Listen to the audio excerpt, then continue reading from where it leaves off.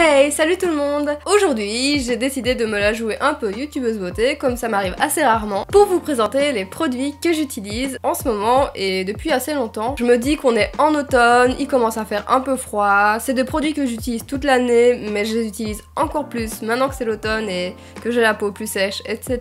Tous mes produits sont mixtes, donc ils conviennent autant aux hommes qu'aux femmes, aux enfants, à tout le monde. Enfin, de toute façon, je pense que chacun utilise ce qu'il veut, peu importe son genre.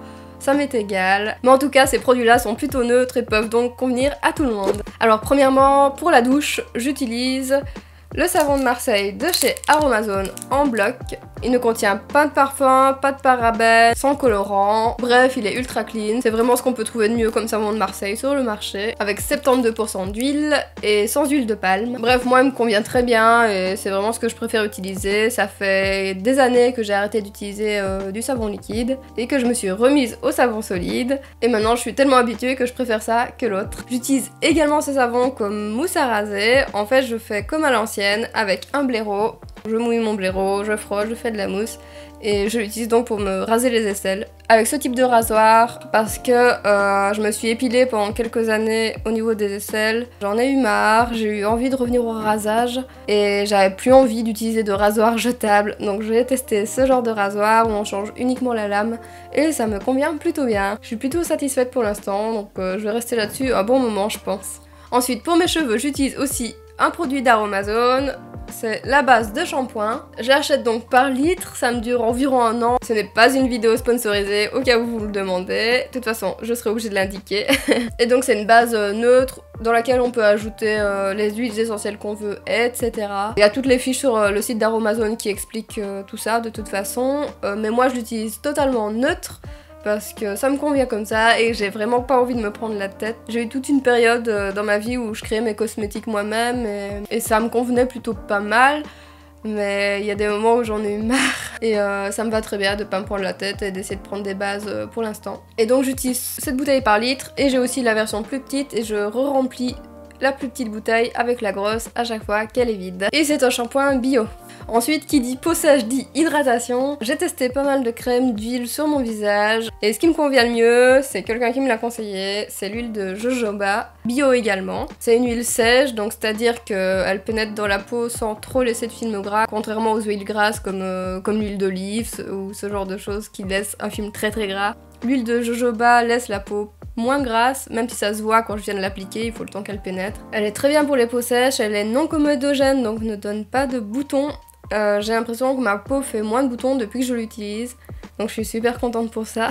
À savoir que j'ai la peau très sèche mais qui fait aussi des boutons, donc c'est plutôt une peau mixte je pense. Donc voilà, moi ça me convient très bien en tout cas. Ensuite pour m'hydrater j'utilise aussi de l'huile de coco. Ça j'utilise plutôt sur le corps, très souvent sur les mollets parce que je m'épile et que ça a tendance à me faire la peau très sèche à cet endroit là. Ça m'arrive de l'utiliser sur les lèvres aussi, comme baume à lèvres. J'ai plusieurs choses que j'utilise sur mes lèvres, vous allez voir. J'aime bien alterner selon mes envies et selon les odeurs que j'ai envie d'avoir sur moi. Mais l'utilisation principale que je fais de l'huile de coco, c'est de m'en servir comme déodorant. J'aime bien la mettre dans un petit pot comme celui-ci et l'appliquer au doigt parce que je trouve ça plus facile et que l'huile de coco a tendance à se solidifier s'il ne fait pas assez chaud et se liquéfier quand il fait très chaud. Il y a des années d'ici, j'utilisais des déodorants en spray. J'ai voulu arrêter tout ça et passer à des choses plus naturelles. J'avais essayé le mélange huile de coco, bicarbonate de soude et huile essentielle de palmarosa, mais le bicarbonate de soude, bien qu'il soit ultra fin, me causait des irritations au niveau des aisselles, donc j'ai décidé d'arrêter.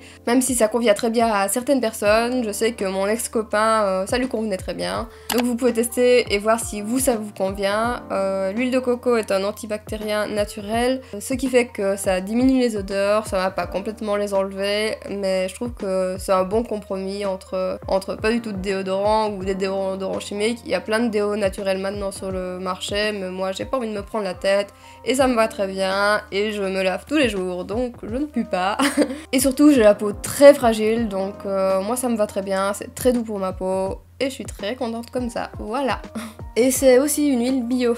Ensuite, pour mes lèvres, quand je mets pas d'huile de coco, je mets régulièrement un baume à lèvres de chez Aromazone également. Pour l'instant, j'utilise celui à la cerise qui est légèrement coloré. Je préférais celui à la framboise parce que il a la même couleur que mes lèvres, donc je trouve ça plutôt neutre. Chez Aromazone, ils en ont plusieurs types différents. Il y a abricot, rose, framboise, donc cerise, pêche et coco. Donc il y a quelques baumes à lèvres qui n'ont pas de couleur ou très peu de couleur et en fait ça se voit pas sur les lèvres, donc c'est cool, c'est plutôt neutre si on n'a pas envie de se colorer les lèvres. Et pareil, c'est encore un produit bio, j'utilise principalement du bio. Quand on dit que le bio est trop cher, je ne trouve pas, étant donné la durée d'utilisation de ces produits. J'ai l'impression que ça me coûte moins cher que quand j'utilisais des produits de grande surface qui étaient nocifs pour moi et pour la planète.